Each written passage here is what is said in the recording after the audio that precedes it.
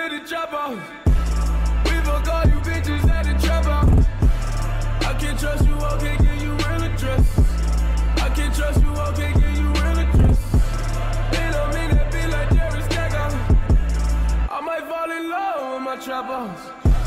I can't trust you, I can't. Bonjour à tous, c'est l'arithmétique, j'espère que vous allez bien. T'es calé dans mon coin tranquille en train de chiller et il m'est apparu comme par magie, comme tombé du camion. Cette théorie que je vais vous partager tout à l'heure.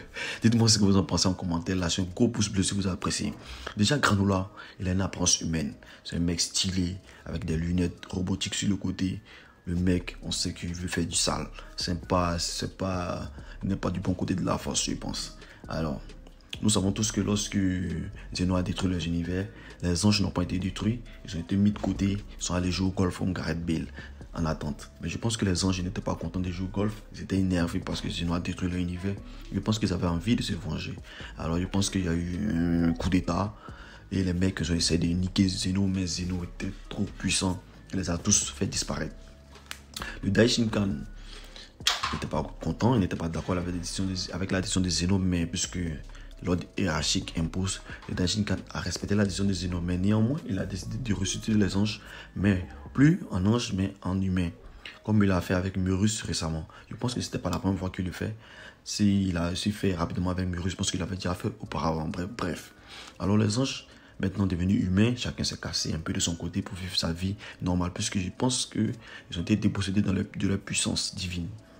Donc chacun a vécu de son coin et est mort de mort naturelle avec l'âge. Cependant, je pense que Granola, lui, avait des projets bien plus sombres.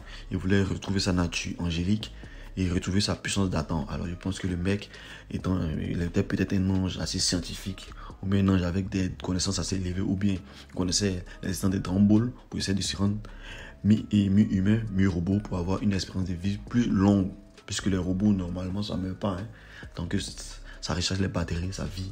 Alors je pense qu'avec cette nouvelle nature, Granola s'est mis en quête de quelque chose qui pourrait lui permettre de pouvoir retrouver son statut d'ange ou bien de pouvoir retrouver son statut de sa puissance d'Adam. Et je pense que ayant appris que Moro, avec les Dragon Ball, avait pu invoquer pour retrouver sa puissance d'Adam, en utilisant aussi les capacités de Seven Free, Moro avait atteint un niveau de puissance vraiment énorme. Je pense que c'est ce qui a motivé Granola à sortir de sa tanière et à s'intéresser aux gènes de Seven Free pour pouvoir faire quelque chose avec, peut-être des modifications génétiques ou bien en tout cas faire un truc sombre, un bail très sombre pour pouvoir retrouver le niveau qu'il avait d'attendre et pourquoi pas niquer Zeno ou bien bouleverser le système hiérarchique des anges et des Zeno, etc. Je pense que c'est un peu ça. Voilà, dites-moi ce que vous en pensez en commentaire. Lâchez-moi un gros pouce bleu si vous voulez plus de vidéos. Dites-moi tout. On est ensemble. Peace.